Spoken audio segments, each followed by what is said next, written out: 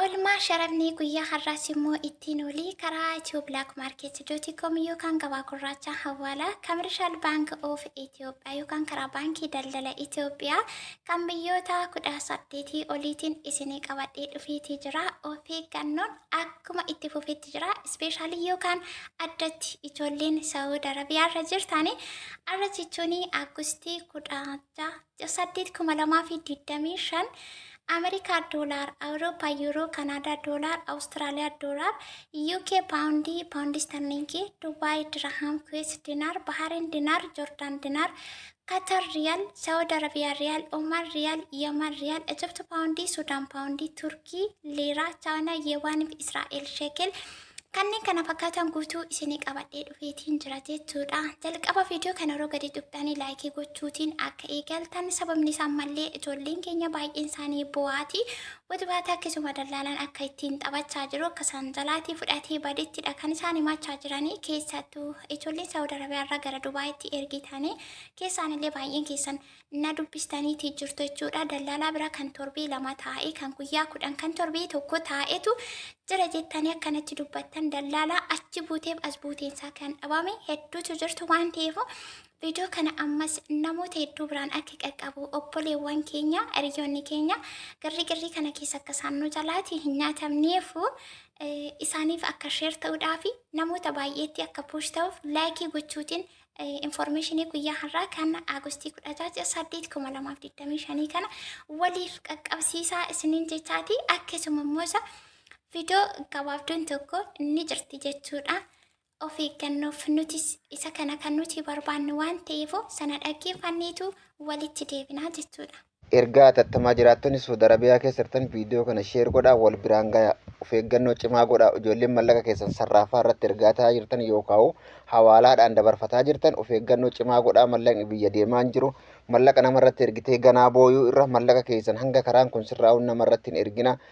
Baatii lamaadhaaf yoo xiqqaatte jedhamaa jira. Mallaqni biyya deemaa hin jiru. Yoo rakkoon feetes kas jiraatu taate waa wajjaan baafadhu. Yoo rakkoollee karakkatullee taate mallaqa keessan si ergee haga namni sun dhufee sirraa fuudhuun mallaqa keessan hin dabarsina. Mallaqni deemaa hin jiru. Ijoolleen cufti booyaa jiranii mallaqni gara biyyaa ergamaa hin jiru. Mallaqa keessan jabeeffadhaa. Mallaqa biyya kana akkatti dhufu nu cufatu beeka waan taateef warri baadiyyaaf magaalaa jirtanillee viidiyoo kana sheer godhaa wal biraan gahaa. Ijoolleen mallaqa sarraafaa irratti ergataa jirtan yookaan hawaalaa irraan ergataa jirtan anatu isiniin jedhee mallaqa keessan of harkaan baasinaa rakkoo yoo kas jiraatu taate nama san amansiisi mallaqa kee dura si yaa galchu booda irratti harkarraa fudhadhu mallaqni biyya deemaa hin jiru. Jirtuu bakka jirtanitti nagaan isiniif haa ta'u jecha guyyaa har'aas immoo informationii har'a Agustii 18,2025 isinii qabadhee dhufeetiin jira. Turtii keessan haga xumura viidiyoo kanaatti na waliin godhaa. Yeroo jalqabaatiif gara mana kanaa warri dhuftanii akkuma gubbaarratti argitanii laayikii gochuu sabskiraayib akkasuma oolirra kaawwachuu keessan inni irraanfatinaa indagatinaa jecha kunugaa akkuma dhageessanii of eeggannoodhaaf wantoota akkasii kanatu nu barbaachisa jechuudha. Akkuma jalqabarratti dubbachuu yaalee ijoollee Saawud Arabiyaarra jirtanii of eeggannoo kan isin gochuu qabdan dallaalaan qabatee sassaabbatee badee waan jiruufu kana ta'uurra immoo yoo rakkoo qabaattan rakkoo sana obsaan dabarsuudhaan hamma seerri kun yookaan haalli jiru kuni tasgabbaa'uti yoo ta'u baate immoo dallaalonni akkas gochaa jiran ni jiru waan ta'eef amma dura kan isaanii isinii erganii booda irratti isin immoo dallaalaaf kennitu jechuudha. Waliigaltee akkasii yoo gootan ta'e ergachuu dandeessuun alatti zimmi jettanii mallaqa keessan baastanii gara argitaniitti akka facaastanii booda hin boonye asumarraan of eeggannoo akka isiniif ta'uu fi egaa akkuma isiniin jedhu laayikii gochuu sheerii gochuu hin irraanfatinaa hin dagatinaa to laayikiin godhiin in bayina sababni isaa obboleewwan keenya warraan dhageenye hin argine waan kana gurraatii ija hin qabaanne qoba hin qabaanne kana mallaqa isaanii ergaatii jiru waan ta'eef dallaalaan guutummaa rakkoo kanatu jira jedhee himaan jiru ammallee afaan qabatanii taa'u warri kaan fudhatanii badanii warri kaan immoo gatii gadi buusanii kanaan siin erga jedhanii itti himu malee mallaqni biyya deemaa jiru jechaa hin jiranii jechuudha. Isintuu informationii akkanaa kana qabaachuutii qaba kan isaanii dura yoo isinii ergan booda irratti galchuu fi dandeessu yoo akkanan taane of eeggannoo gochuutii qabduu jecha gara oolmaa sharafa guyyaa har'aa ittiin olee har'a jechuun Agustii 18,2025tti darbinaa jechuudha. Guyyaa har'aa kana Ameerikaa doolaarii karaa baankii 141 tuqaa saantiiwwan 15 karaa Black Market yookaan gabaa gurraacha immoo Ibbaa fi 61 tuqaa 10 oliitii jira. Awurooppaa yuuroo ibbaa fi 64 tuqaa 58. Kanaadaa doolaarii ibbaa fi 2 tuqaa saantiba 12. Awustiraaliyaa doolar 92 tuqaa 0 saantiba 2. UK paawundiin tokko 100 fi 90 tuqaa saantiba 94. Paawundi starlingii 100 fi 96 tuqaa 94 biyyoota Awurooppaa. Xumurree gara Eeshiyaa yookaan biyya Arabaatti deebine jechuudha. Har'a jechuun Agustii 16/8/2025 guyyaan kun sirriitti akka adda isinii barbaada. Kan kaleessa kan eeggadda akka isinitti hin fakkaanne warra haaraa dhuftaniifu sirriitti na caqasa. Dubaay dirhamni tokko guyyaa har'aa kana 38 tuqaa saantiba 43 karaa baankiitiin karaa gabaa gurraacha yookaan bilaak maarkeetii immoo 43 tuqaa saantiba 20. Kuwait Jordan karaa baankii 462 tuqaa saantiba 33 karaa bilaak maarkeetii yookaan gabaa gurraacha immoo 540 tuqaa saantiba 50. Baharen dinar karaa baankii 374 tuqaa saantiba 63 karaa bilaak maarkeetii yookaan gabaa gurraacha immoo 420 tuqaa 00. Akkasuma Jordan dinar karaa baankii 199 tuqaa 0 saantiba 9 karaa bilaak maarkeetii yookaan gabaa gurraacha immoo 230 tuqaa 00. Qatar riyaal karaa baankii 38 tuqaa 7 saantiba 77 karaa bilaak maarkeetii yookaan gabaa gurraacha 42 tuqaa saantiba 80. Saawud Arabiyaa riyaal karaa baankii 38 tuqaa saantiba 62 karaa bilaak maarkeetii yookaan gabaa gurraacha immoo 40 tuqaa saantiba 60.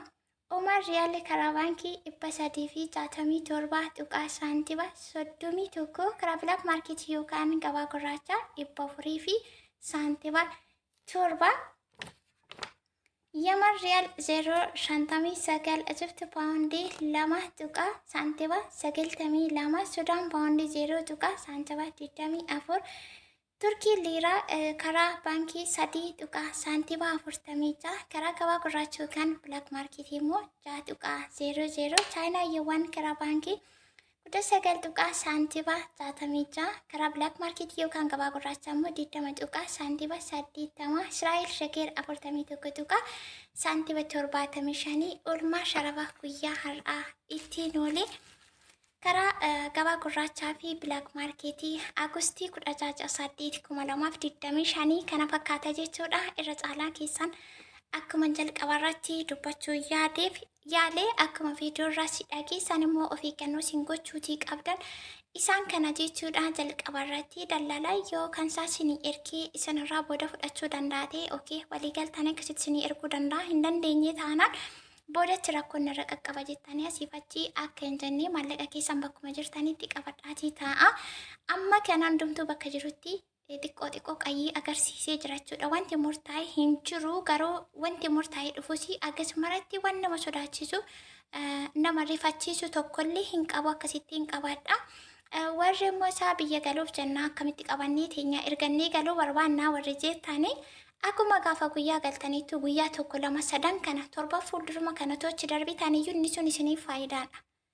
Akkasittiin hubachuutii qabachuutii qabdu. Yaa barri haaraan yookaan niw yerenii akka Itoophiyaatti 2018 seenuuf jira waan ta'eefu gara sanatti deemaa jirtu. Of eeggannoo keessan akkumatti fufetti biliis baay'een keessan kan bu'anii kan kennan kan dallaalaan fudhateetii baade erguutii dide jechuudha. Ijoollee hedduutu jira waan ta'eef kan kana quban qabne viidiyoo kana laayikii gochuutiin biraan qaqqabsiisaa. Obboleewwan keessan otoo isin ijaa qabdan gurraa qabdanii haga kanatti beektanii dhageessanii namni isin biraatiyyoo nyaatamii gaarii miti waan ta'eefu maallaqni akkamittiin akka dhuftu guutummaan keenya ni beekna.